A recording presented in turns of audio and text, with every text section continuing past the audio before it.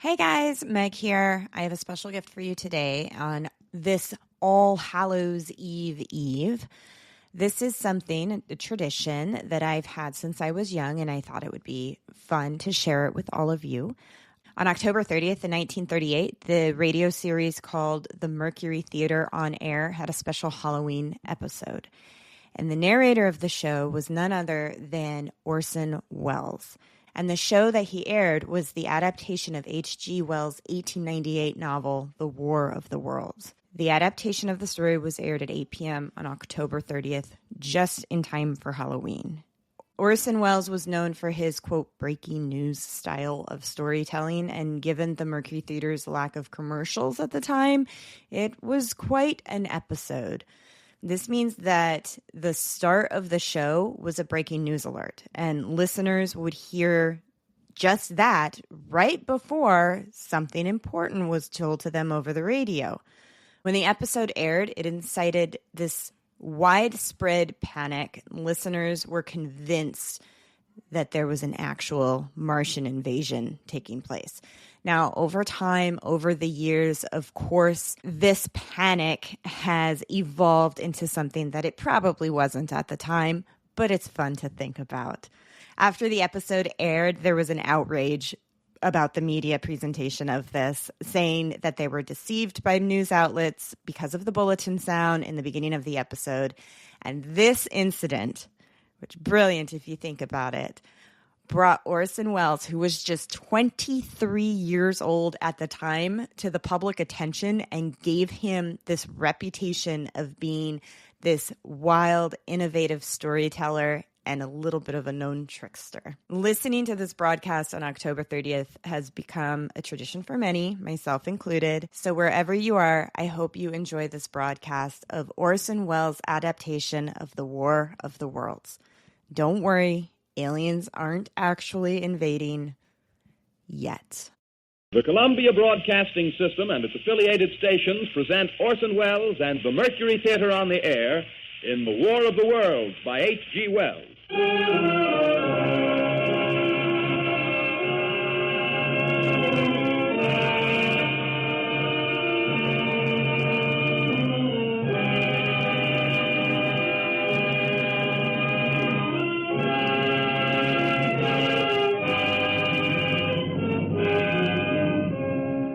Ladies and gentlemen, the director of the Mercury Theater and star of these broadcasts, Orson Welles. We know now that in the early years of the 20th century, this world was being watched closely by intelligences greater than man's, and yet as mortal as his own. We know now that as human beings busied themselves about their various concerns, they were scrutinized and studied, perhaps almost as narrowly as a man with a microscope might scrutinize the transient creatures that swarm and multiply in a drop of water. With infinite complacence, people went to and fro over the earth about their little affairs, serene in the assurance of their dominion over this small, spinning fragment of solar driftwood, which by chance or design, man has inherited out of the dark mystery of time and space. Yet across an immense ethereal gulf, minds that are to our minds as ours are to the beasts in the jungle, intellects vast, cool, and unsympathetic, regarded this earth with envious eyes and slowly and surely drew their plans against us. And in the 39th year of the 20th century came the Great Disillusionment. It was near the end of October. Business was better. The war scare was over. More men were back at work. Sales were picking up. On this particular evening, October 30th, the Crosley service estimated that 32 million people were listening in on radios. For the next 24 hours, not much change in temperature.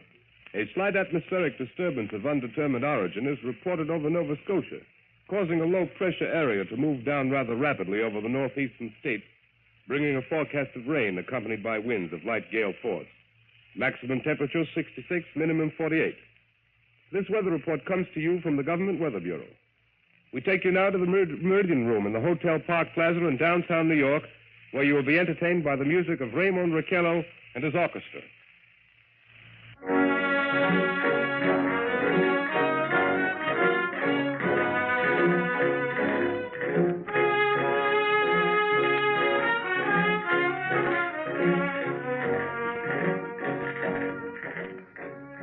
Good evening, ladies and gentlemen.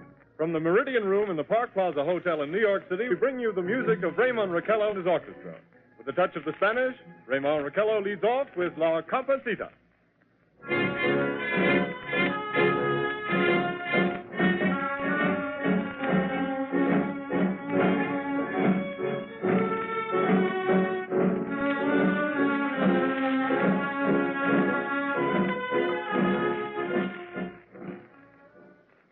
Ladies and gentlemen, we interrupt our program of dance music to bring you a special bulletin from the Intercontinental Radio News. At 20 minutes before 8 Central Time, Professor Farrell of the Mount Jennings Observatory, Chicago, Illinois, reports observing several explosions of incandescent gas occurring at regular intervals on the planet Mars. The spectroscope indicates the gas to be hydrogen and moving toward the Earth with enormous velocity.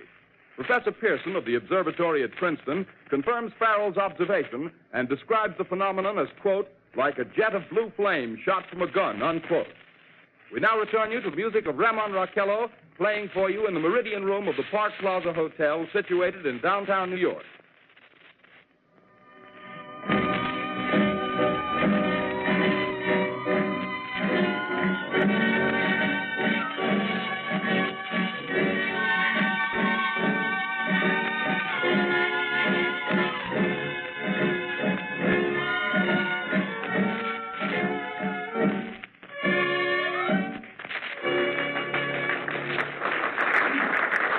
And now a tune that never loses favor, the ever-popular Stardust, Raymond Raquello and his orchestra.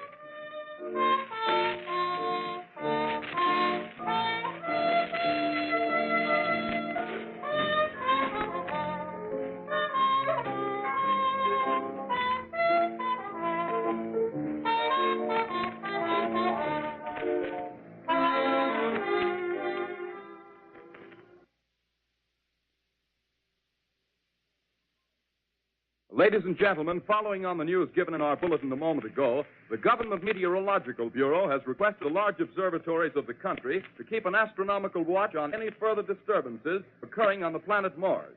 Due to the unusual nature of this occurrence, we have arranged an interview with a noted astronomer, Professor Pearson, who will give us his views on this event.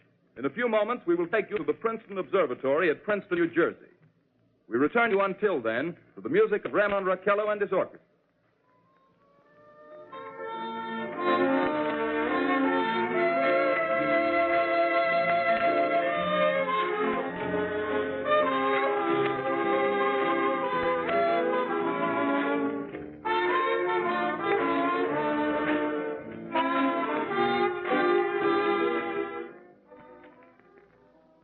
We are ready now to take you to the Princeton Observatory at Princeton, where Carl Phillips, our commentator, will interview Professor Richard Pearson, famous astronomer. We take you now to Princeton, New Jersey. Good evening, ladies and gentlemen. This is Carl Phillips speaking to you from the observatory at Princeton. I'm standing in a large semicircular room, pitch black except for an oblong split in the ceiling. Through this opening, I can see a sprinkling of stars that cast a kind of frosty glow over the intricate mechanism of the huge telescope. The ticking sound you hear is the vibration of the clockwork. Professor Pearson stands directly above me on a small platform, peering through the giant lens. I'll ask you to be patient, ladies and gentlemen, during any delay that may arouse during our interview. Besides the ceaseless watch of the heavens, Professor Pearson may be interrupted by telephone or other communications. During this period, he is in constant touch with the astronomical centers of the world. Professor, may I begin our questions? Any time, Mr. Phillips. Professor, would you please tell our radio audience exactly what you see as you observe the planet Mars through your telescope? Nothing unusual at the moment, Mr. Phillips. A red disk swimming in a blue sea. Transverse stripes across the disk. Quite distinct now because Mars happens to be at the point nearest the Earth, in opposition, as we call it. In your opinion, what do these transverse stripes signify, Professor Pearson? Not canals, I can assure you, Mr. Phillips. They popular conjecture of those who imagine Mars to be inhabited. From a scientific viewpoint, the stripes are merely the result of atmospheric conditions peculiar to the planet. Then you're quite convinced, as a scientist, that living intelligence as we know it does not exist on Mars? I'd say the chances against it are 1,000 to 1. And yet, how do you account for these gas eruptions occurring on the surface of the planet at regular intervals? Phillips, I cannot account for it. By the way, Professor, for the benefit of our listeners, how far is Mars from the Earth? Approximately 40 million miles. Well, that seems a safe enough distance. Just a moment, ladies and gentlemen. Someone has just handed Professor Pearson a message. While he reads it, let me remind you that we are speaking to you from the observatory in Princeton, New Jersey, where we are interviewing the world-famous astronomer, Professor Pearson. One moment, please. Professor Pearson has passed me a message which he has just received. Professor, may I read the message to the listening audience? Certainly, Mr. Phillips. Ladies and gentlemen, I shall read you a wire addressed to Professor Pearson from Dr. Gray of the Natural History Museum, New York. Quote, 9:15 p.m. Eastern Standard Time. Seismograph registered shock of almost earthquake intensity occurring within a radius of 20 miles of Princeton. Please investigate. Signed, Lloyd Gray, Chief of Astronomical Division. Unquote. Professor Pearson, could this occurrence possibly have something to do with the disturbances observed on the planet Mars? Hardly, Mr. Phillips. This is probably a meteorite of unusual size, and its arrival at this particular time is merely a coincidence. However, we shall conduct a search as soon as daylight permits. Thank you, Professor. Ladies and gentlemen, for the past 10 minutes, we've been speaking to you from the observatory at Princeton, bringing you a special interview with Professor Pearson, noted astronomer. This is Carl Phillips speaking. We are returning you now to our New York studio.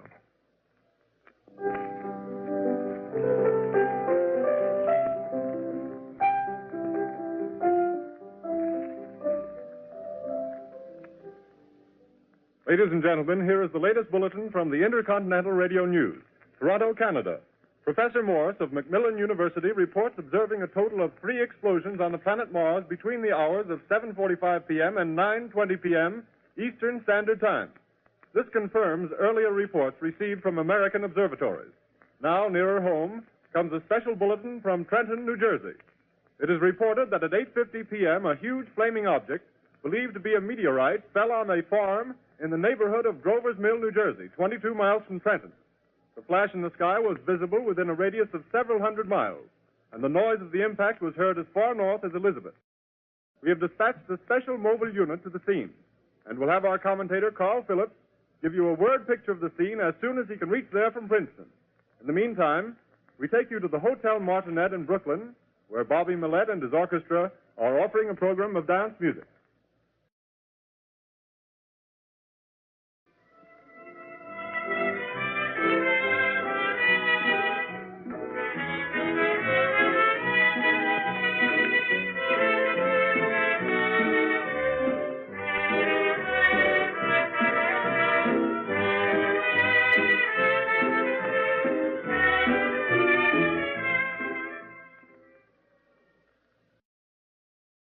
We take you now to Grover's Mill, New Jersey.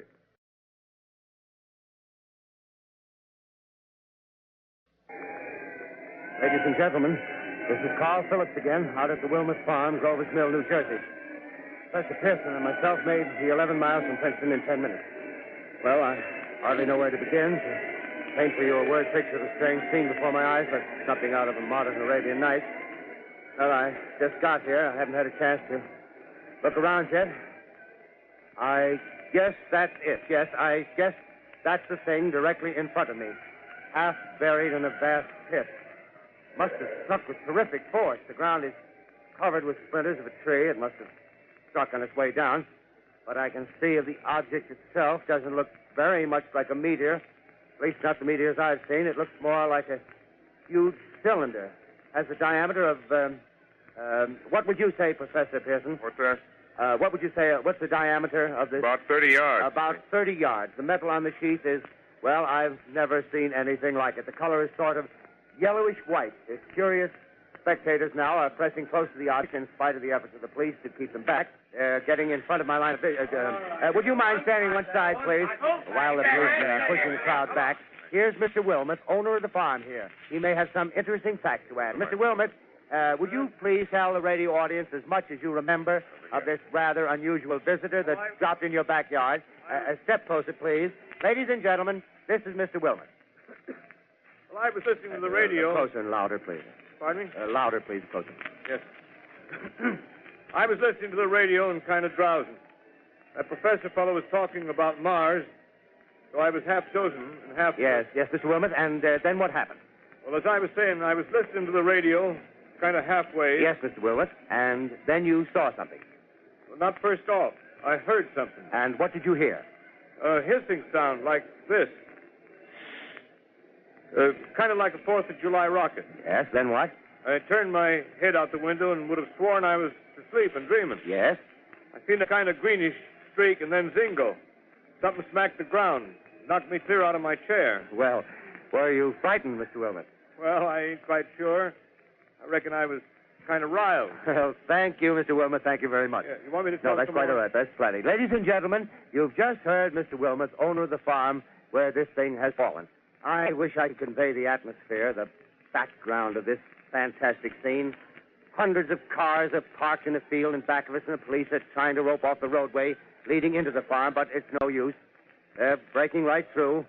Cars' headlights throw an enormous spotlight on the pit where the object's half buried. Now, some of the more daring souls now are venturing near the edge. The silhouettes stand out against the metal sheen. One man wants to touch the thing. He's having an argument with the policeman. Now, the policeman wins. Now, ladies and gentlemen, there's something I haven't mentioned in all this excitement, but it's becoming more distinct. Perhaps you've caught it already on your radio. Listen, please. Do you hear it? It's a curious humming sound that seems to come from inside the object. I'll move the microphone nearer. Here. Now, we're not more than 25 feet away. Can you hear it now? Professor Pearson. Yes, Mr. Brooks. Can you tell us the meaning of that scraping noise inside the thing? Possibly the unequal cooling of its surface. I say, do you still think it's a meteor, Professor? I don't know what to think. The metal casing is definitely extraterrestrial. Not found on this Earth. Friction with the Earth's atmosphere usually tears holes in a meteorite. This thing is smooth, and you can see its cylindrical Just a minute. shape. Something's happening. Ladies and gentlemen, this is terrific.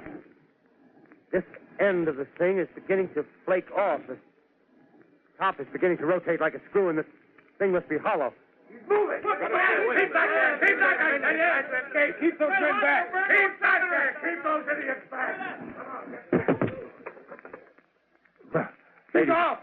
The top's loose. Look out there. Stand back. Ladies and gentlemen, this is the most terrifying thing I've ever witnessed. Wait a minute. Someone's calling someone or something. I can see peering out of that black hole two luminous discs. The eyes, it might be a face, might be almost but heavens, something wriggling out of the shadow like a gray snake. Now it's another one, and another one, and another one. They look like tentacles to me. Oh, yeah, I can see the thing's body. Now it's large as a bear. It glistens like wet leather, but that face, ladies and gentlemen, it's indescribable. I can hardly force myself to keep looking at it. It's so awful. The eyes are black, and they gleam like a serpent. The mouth is a kind of V-shape with saliva dripping from its rimless lips that seem to quiver and pulsate, and the monster or whatever it is can hardly move. It seems weighed down by possibly gravity or something. The thing's rising up now, and the crowd falls back. They've seen plenty. The most extraordinary experience, ladies and gentlemen. I can't find words. Well, I'll pull this microphone with me as I talk. I'll have to stop the description until I can take a new position. Hold on, will you, please? I'll be right back in a minute.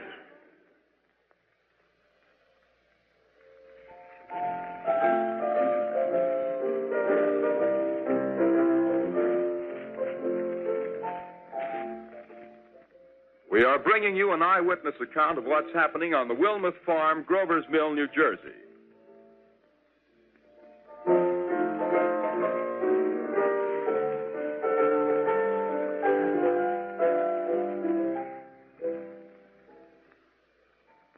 We now return you to Carl Phillips at Grover's Mill.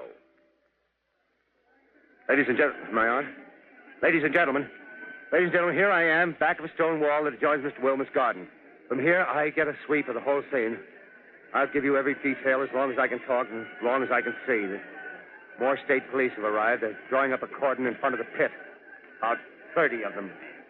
No need to push the crowd back now. They're willing to keep their distance. The captain conferring with someone. Can't quite see who.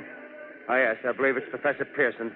Yes, it is. Now they've parted, and the professor moves around one side, studying the object, while the captain and two policemen advance with something in their hands. I can see it now. It's a white handkerchief tied to a pole. Flag of truce. If those creatures know what that means, what anything means. Wait a minute, something's happening. Humped shape is rising out of the pit. I can make out a small beam of light against a mirror. What's that? There's a jet of flame springing from the mirror, and it leaps right at the advancing men. It strikes them head on. Oh, Lord, they're turning into flames. Oh, the whole field's caught up by the woods, the barns, the gas tanks for the automobiles spreading everywhere. It's coming this way now, about 20 yards to my right.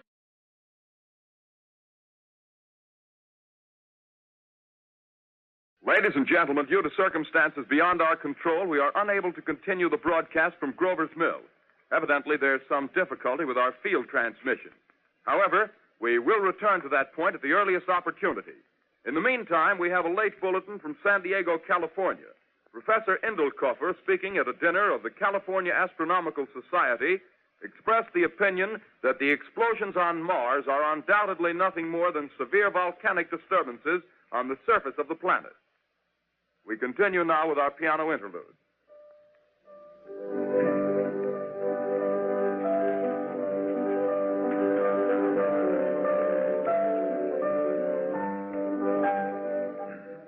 Ladies and gentlemen, I've just been handed a message that came in from Grover's Mill by telephone. Just one moment, please.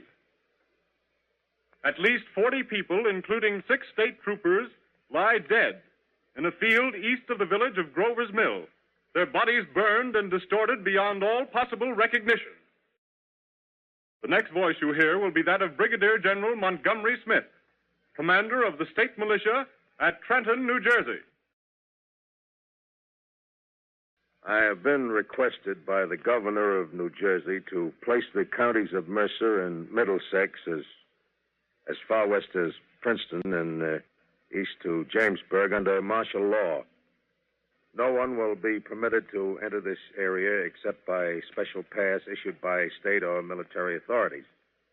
4 companies of state militia are proceeding from Trenton to Grover's Mill and will aid in the evacuation of homes within the range of military operations. Thank you. You have just been listening to General Montgomery Smith, commanding the state militia at Trenton. In the meantime, further details of the catastrophe at Grover's Mill are coming in. The strange creatures, after unleashing their deadly assault, crawled back in their pit and made no attempt to prevent the efforts of the firemen to recover the bodies and extinguish the fire. The combined fire departments of Mercer County are fighting the flames which menace the entire countryside.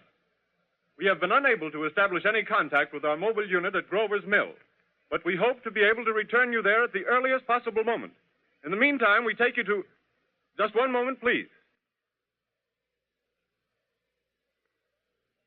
Ladies and gentlemen, I have just been informed that we have finally established communication with an eyewitness of the tragedy. Professor Pearson has been located at a farmhouse near Grover's Mill, where he has established an emergency observation post. As a scientist, he will give you his explanation of the calamity. The next voice you hear will be that of Professor Pearson, brought to you by direct wire. Professor Pearson. Of the creatures in the rocket cylinder at Grover's Mill, I can give you no authoritative information, either as to their nature, their origin, or their purposes here on Earth. Of their destructive instrument, I might venture some conjectural explanation. For want of a better term, I shall refer to the mysterious weapon as a heat ray. It's all too evident that these creatures have scientific knowledge far in advance of our own. It's my guess that in some way they are able to generate an intense heat in a chamber of practically absolute non-conductivity. This intense heat they project in a parallel beam against any object they choose by means of a polished parabolic mirror of unknown composition, much as the mirror of a lighthouse projects a beam of light. That is my conjecture of the origin of the heat ray. Thank you, Professor Pearson. Ladies and gentlemen, here is a bulletin from Trenton. It is a brief statement informing us that the charred body of Carl Phillips has been identified in a Trenton hospital. Now, here's another bulletin from Washington, D.C. The Office of the Director of the National Red Cross reports 10 units of Red Cross emergency workers have been assigned to the headquarters of the state militia, stationed outside of Grover's Mill, New Jersey. Here's a bulletin from State Police, Princeton Junction. The fires at Grover's Mill and vicinity are now under control. Scouts report all quiet in the pit, and there is no sign of life appearing from the mouth of the cylinder. Now, ladies and gentlemen, we have a special statement from Mr. Harry McDonald, Vice President in charge of operations. We have received a request from the state militia of Trenton to place at their disposal our entire broadcasting facilities. In view of the gravity of the situation, and believing that radio has a responsibility to serve in the public interest at all times, we are turning over our facilities to the state militia at Trenton. We take you now to the field headquarters of the state militia near Grover's Mill, New Jersey. This is Captain Lansing of the Signal Corps, attached to the state militia, now engaged in military operations in the vicinity of Grover's Mill. Situation arising from the reported presence of certain individuals of unidentified nature is now under complete control. The cylindrical object, which lies in a pit directly below our position, surrounded on all sides by 8 battalions of infantry, without heavy field pieces, but adequately armed with rifles and machine guns. All cause for alarm, if such cause ever existed, is now entirely unjustified. Things, whatever they are, do not even venture to poke their heads above the pit. I can see their hiding place plainly in the glare of the searchlights here. With all their reported resources, these creatures can scarcely stand up against heavy machine gun fire. Anyway, it's an interesting outing for the troops. I can make out their khaki uniforms crossing back and forth in front of the lights. Looks almost like a real war.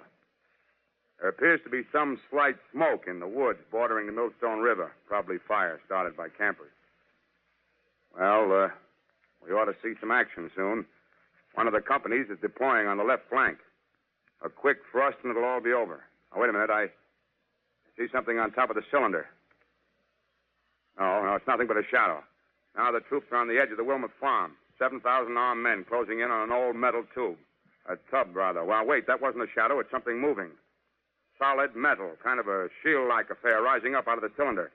It's going higher and higher. What? It's standing on legs, actually rearing up on a sort of metal framework. Now it's reaching above the trees and the searchlights are on it. Hold on.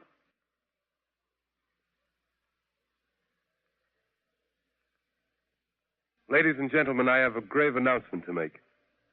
Incredible as it may seem, both the observations of science and the evidence of our eyes lead to the inescapable assumption that those strange beings who landed in the Jersey farmlands tonight are the vanguard of an invading army from the planet Mars. The battle which took place tonight at Grover Mills has ended in one of the most startling defeats ever suffered by an army in modern times. 7,000 men armed with rifles and machine guns pitted against the single fighting machine of the invaders from Mars. 120 known survivors. The rest strewn over the battle area from Grover's Mill to Plainsboro, crushed and trampled to death under the metal feet of the monster, or burned to cinders by its heat ray. The monster is now in control of the middle section of New Jersey and has effectively cut the state through its center. Communication lines are down from Pennsylvania to the Atlantic Ocean. Railroad tracks are torn and service from New York to Philadelphia discontinued, except routing some of the trains through Allerton and Phoenixville. Highways to the north, south, and west are clogged with frantic human traffic. Police and army reserves are unable to control the mad flight. By morning, the fugitives will have swelled Philadelphia, Camden, and Trenton, it is estimated, to twice their normal population. Martial law prevails throughout New Jersey and eastern Pennsylvania. At this time, we take you to Washington for a special broadcast on the national emergency. The Secretary of the Interior. Citizens of the nation, I shall not try to conceal the gravity of the situation that confronts the country. nor the concern of your government in protecting the lives and property of its people. However, I wish to impress upon you, private citizens and public officials, all of you, the urgent need of calm and resourceful action. Fortunately, this formidable enemy is still confined to a comparatively small area, and we may place our faith in the military forces to keep them there. In the meantime, placing our faith in God, we must continue the performance of our duties, each and every one of us, so that we may confront this destructive adversary with a nation united, courageous, and consecrated to the preservation of human supremacy on this earth. I thank you. You have just heard the Secretary of the Interior speaking from Washington. Bulletins too numerous to read are piling up in the studio here. We're informed that the central portion of New Jersey is blacked out from radio communication due to the effect of the heat ray upon power lines and electrical equipment. Here's a special bulletin, New York. Cables have been received from English, French, and German scientific bodies offering assistance. Astronomers report continued gas outbursts at regular intervals on the planet Mars. The majority voiced the opinion that the enemy will be reinforced by additional rocket machines. There have been several attempts made to locate Professor Pearson of Princeton, who has observed Martians at close range. It is feared he was lost in the recent battle. Langham Field, Virginia. Scouting planes report 3 Martian machines visible above treetops, moving north toward Somerville with population fleeing ahead of them. The heat ray is not in use, although advancing at express train speed, invaders pick their way carefully. They seem to be making a conscious effort to avoid destruction of cities and countryside. However, they stop to uproot power lines, bridges, and railroad tracks. Their apparent objective is to crush resistance, paralyze communication, and disorganize human society. Here is a bulletin from Basking Ridge, New Jersey. Coon hunters have stumbled on a second cylinder similar to the first, embedded in the great swamp 20 miles south of Morristown. Army field pieces are proceeding from Newark to blow up the second invading unit before the cylinder can be opened and the fighting machine rigged. They are taking up a position in the foothills of Watchung Mountain. Another bulletin from Langham Field, Virginia. Scouting planes report enemy machines, now 3 in number, increasing speed northward, kicking over houses and trees in their evident haste to form a conjunction with their allies south of Morristown. Machines also sighted by telephone operator east of Middlesex, within 10 miles of Plainfield. Here's a bulletin from Winston-Field, Long Island. A fleet of Army bombers carrying heavy explosives flying north in pursuit of enemy. Scouting planes act as guides. They keep the speeding enemy in sight. Just a moment, please, ladies and gentlemen. We've run special wires to the artillery line and adjacent villages to give you direct reports from the zone of the advancing enemy. First, we take you to the battery of the 22nd Field Artillery, located in the Watchung Mountains. Range 32 meters. 32 meters. Projection 39 degrees. 39 degrees. Fire.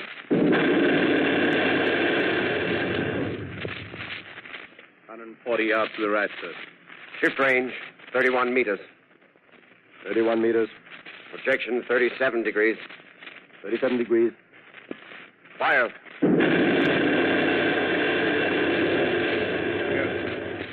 Hit, sir. Got the tripod of one of them. That's off. The others are trying to repair it. Quick, get the range. Shift 30 meters. 30 meters. Projection 27 degrees. 27 degrees. Fire.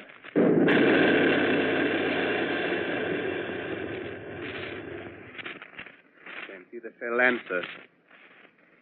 Letting off a smoke. What is it? Black smoke, sir. Moving this way. Lying close to the ground. Moving fast. Put on gas masks. Get ready to fire. Shift to 24 meters. 24 meters. Projection 24 degrees. 24 degrees. Fire.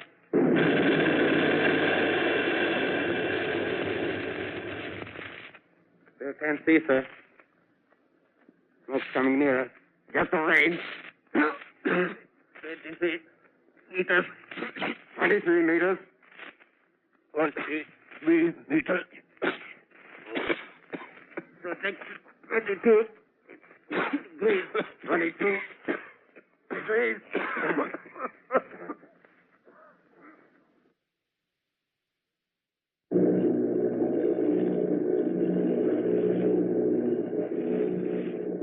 Army bombing plane B-843 off Bayonne, New Jersey. Lieutenant Vogt, commanding 8 bombers, reporting to Commander Fairfax, Langham Field.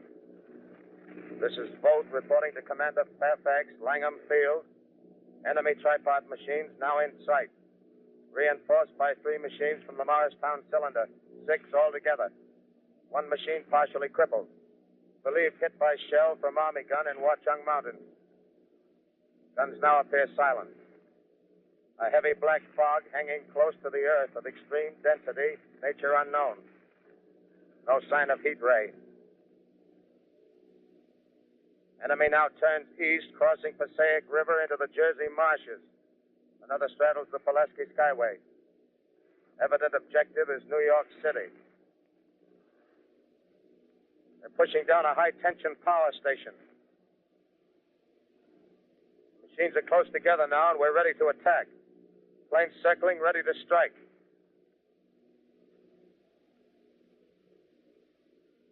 A 1,000 yards, and we'll be over the first.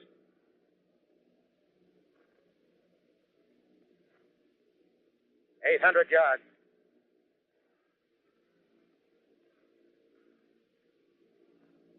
$600.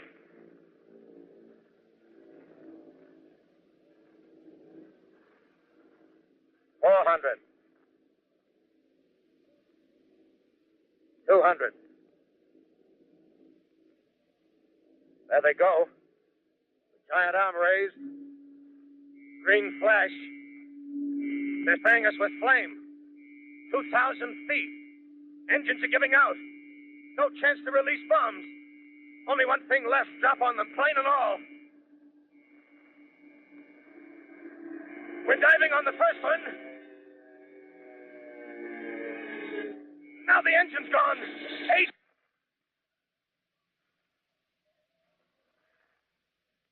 This is Bayonne, New Jersey, calling Langham Field.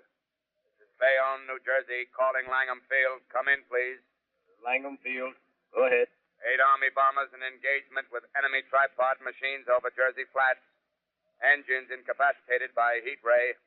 All crashed. 1 enemy machine destroyed. Enemy now discharging heavy black smoke in direction of...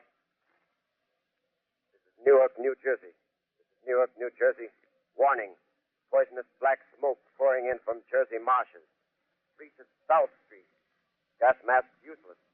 Urge population to move into open spaces. Automobiles use routes 7, 23, 24. Avoid congested areas. Smoke now spreading over Raymond Boulevard. 2X2L calling CQ, 2X2L calling CQ, 2X2L calling 8X3R. Come in, please. This is 8X3R coming back at 2X2L. How's reception? How's reception? Hey, please. Where are you, 8X3R? What's the matter? Where are you?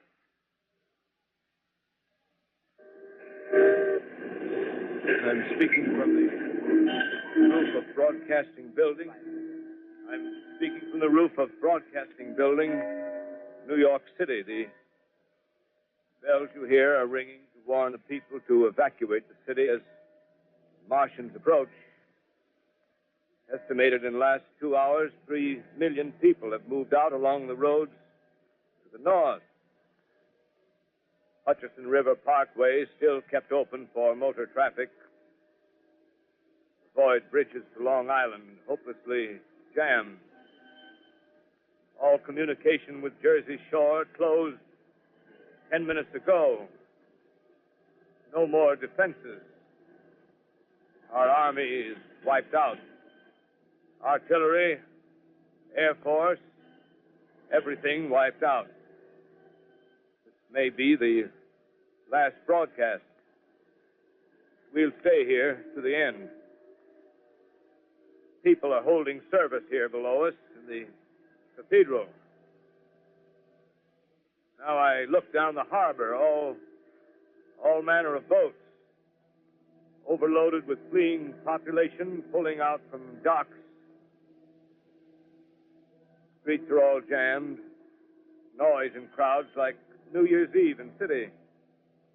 Wait a minute. The enemy's now in sight above the palisades. Five great machines. First one is crossing the river. I can see it from here, wading the Hudson like a man wading through a brook. A bulletin is handed me. Martian cylinders are falling all over the country. One outside of Buffalo, one in Chicago, St. Louis. Seem to be timed and spaced. Now the first machine reaches the shore. He stands watching, looking over the city. Steel cowlish head is even with the skyscrapers. He waits for the others. They rise like a line of new towers on the city's west side. Now they're lifting their metal hands. This is the end now. Smoke comes out, black smoke drifting over the city. People in the streets see it now. They're running toward the East River, thousands of them, dropping in like rats. Now the smoke's spreading faster. It's reached Times Square. People are trying to run away from it, but it's no use. They're falling like flies.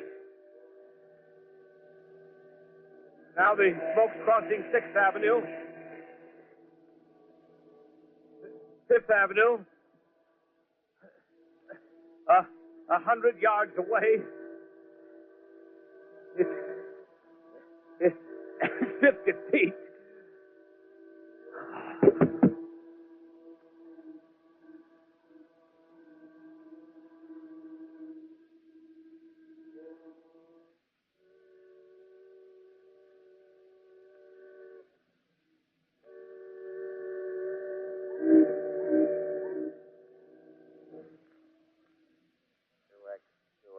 Calling CQ. 2X2L calling CQ. 2X2L calling CQ, New York. Isn't there anyone on the air? Isn't there anyone on the air? Isn't there anyone? 2X2L.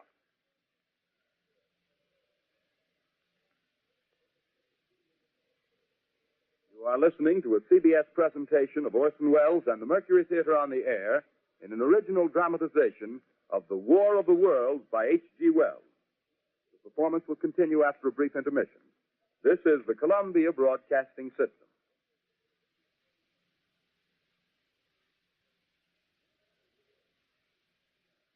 The War of the Worlds by H.G. Wells, starring Orson Welles and the Mercury Theater on the Air.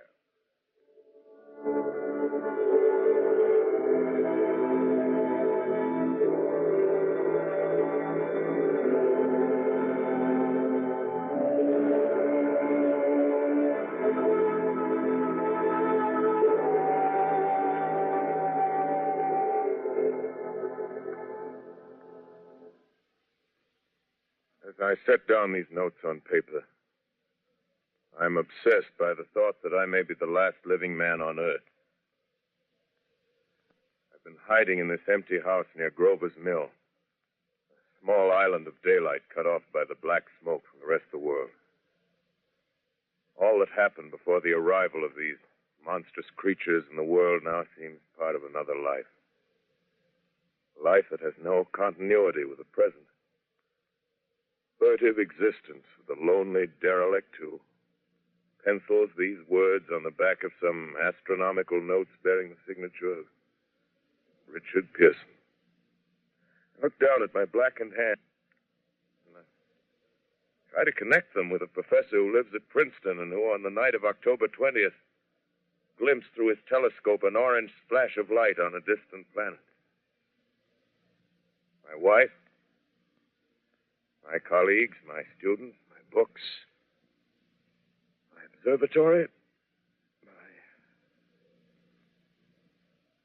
My world. Where are they? Did they ever exist? Am I Richard Pearson?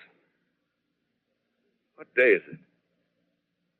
Do days exist without calendars? Does time pass when there are no human hands left to wind the clocks?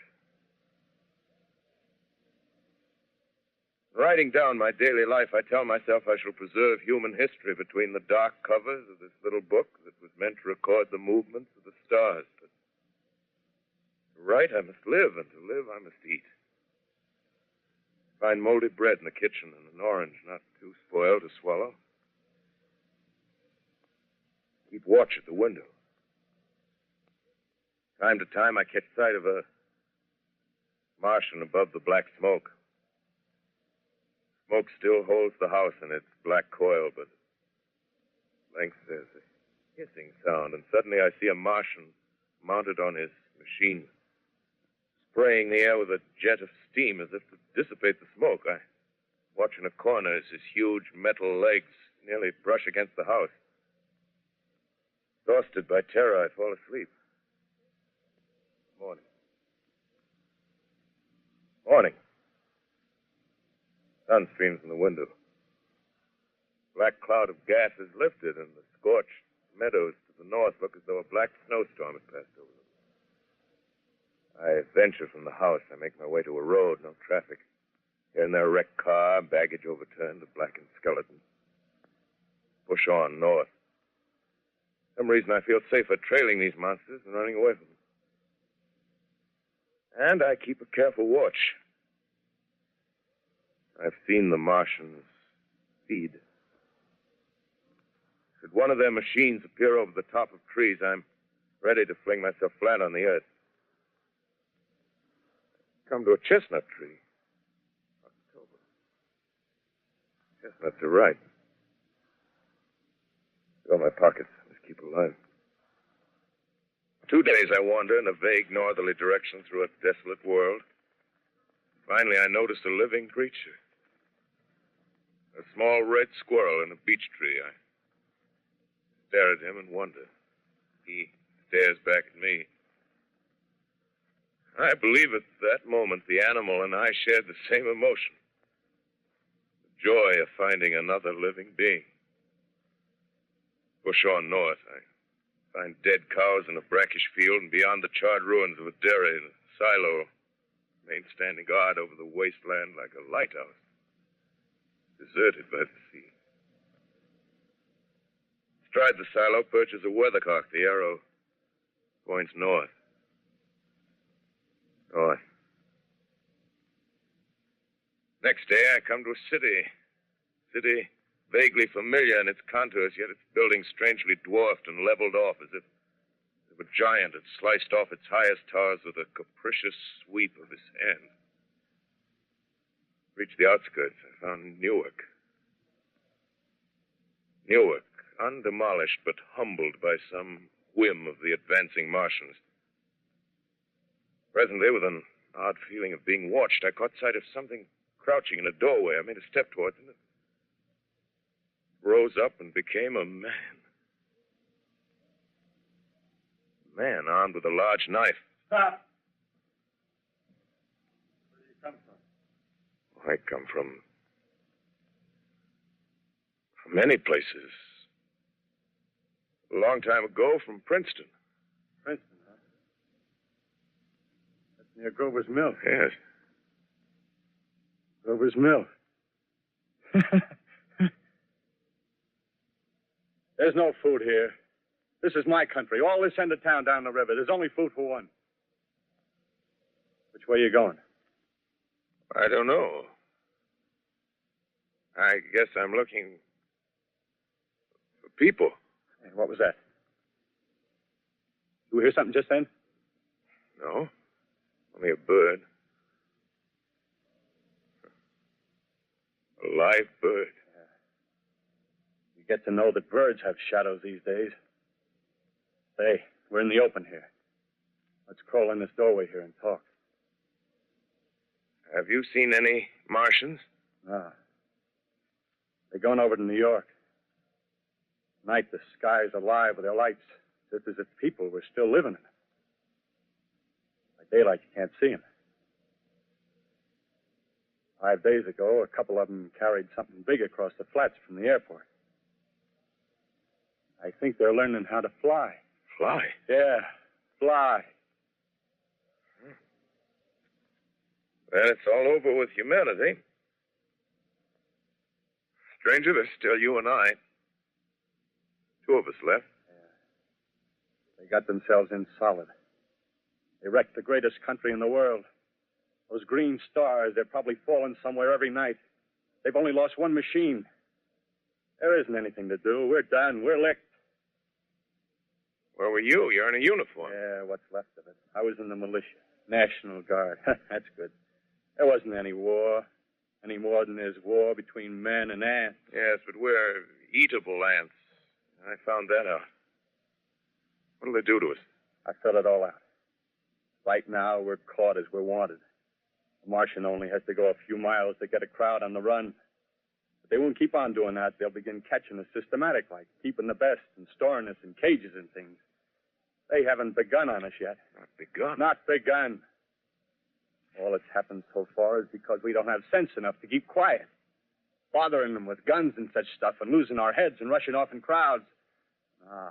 Instead of our rushing around blind, we got to fix ourselves up. Fix ourselves up according to the way things are now.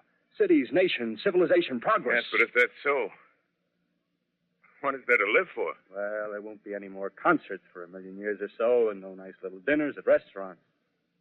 If it's amusement you're after, I guess the game's up. What is there left? Life, that's what. I want to live. Yeah, and so do you. We're not going to be exterminated. And I don't mean to be caught either. Tamed and fattened and bred like an ox. What are you going to do? I'm going on. Right under their feet. I got a plan. We men as men, we're finished. We don't know enough. We got to learn plenty before we got a chance. We've got to live and keep free while we learn, see?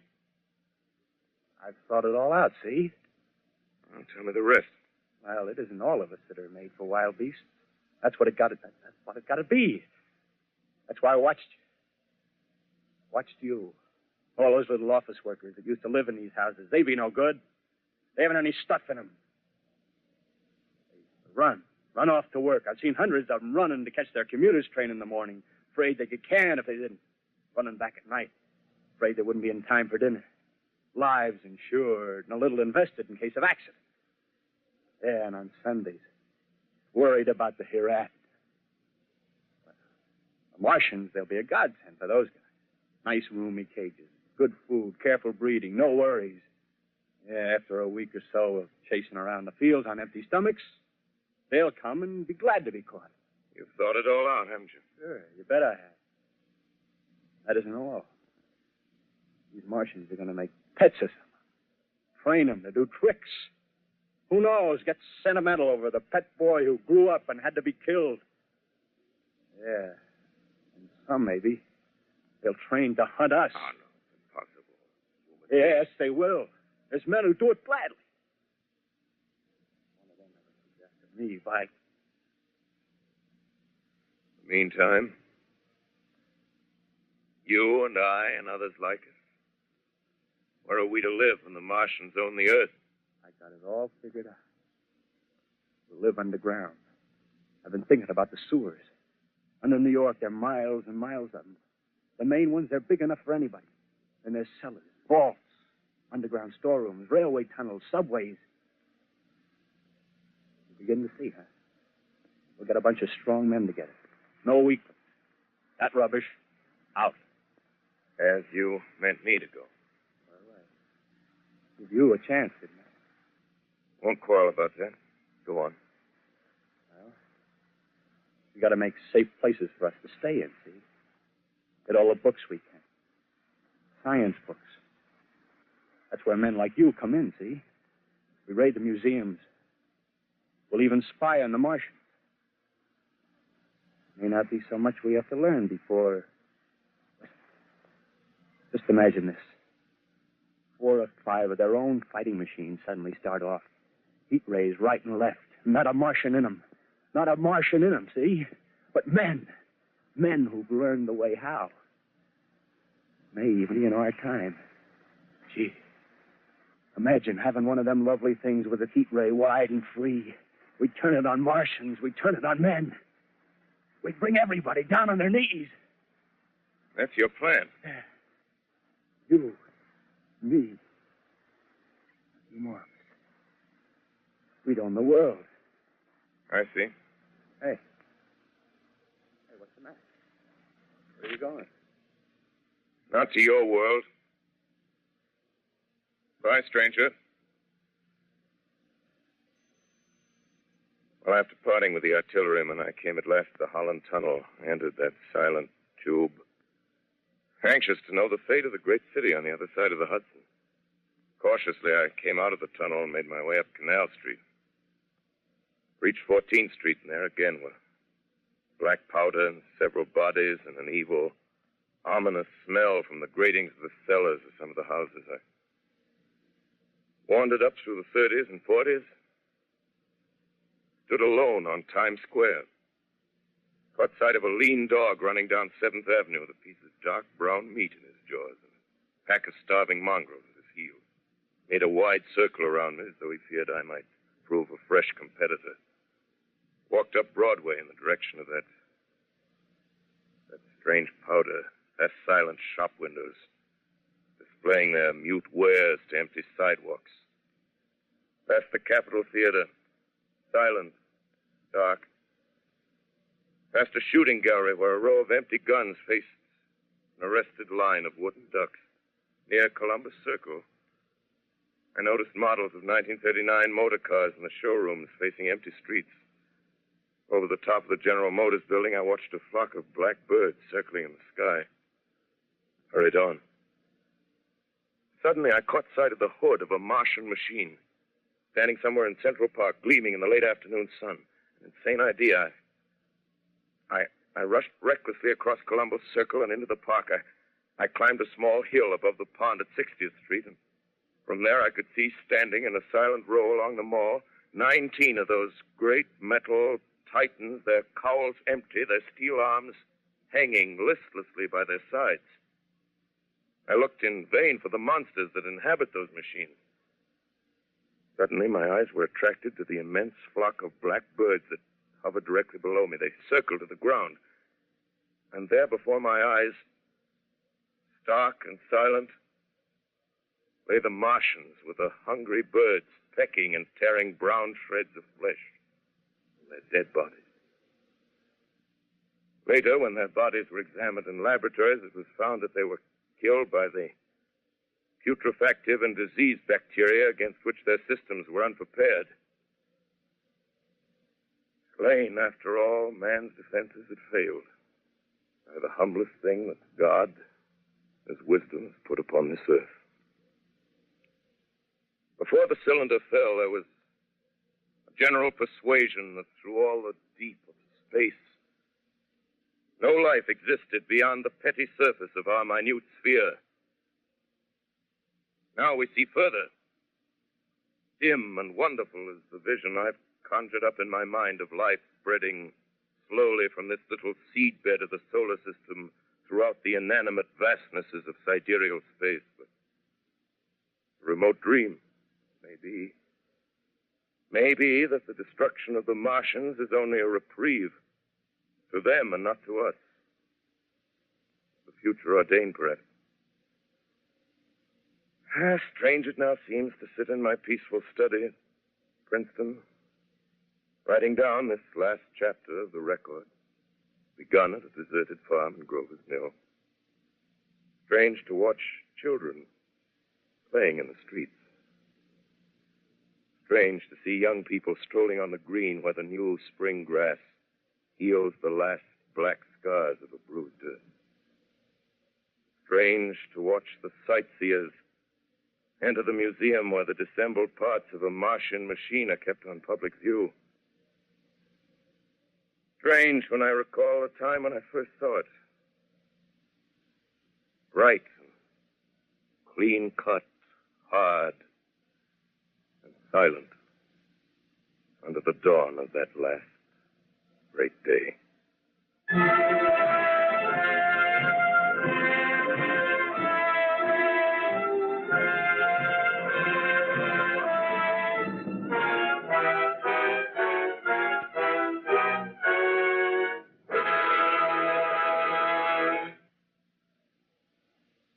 This is Orson Welles, ladies and gentlemen. Out of character, to assure you that the War of the Worlds has no further significance than as the holiday offering it was intended to be. The Mercury Theater's own radio version of dressing up in a sheet and jumping out of a bush and saying boo. Starting now, we couldn't soap all your windows and seal all your garden gates. By tomorrow night, so we did the best next thing. We annihilated the world before your very ears and utterly destroyed the CBS. You will be relieved, I hope, to learn that we didn't mean it and that both institutions are still open for business. So goodbye, everybody, and remember, please, for the next day or so, the terrible lesson you learned tonight. That grinning, glowing, globular invader of your living room is an inhabitant of the pumpkin patch, and if your doorbell rings and nobody's there, that was no Martian. It's Halloween.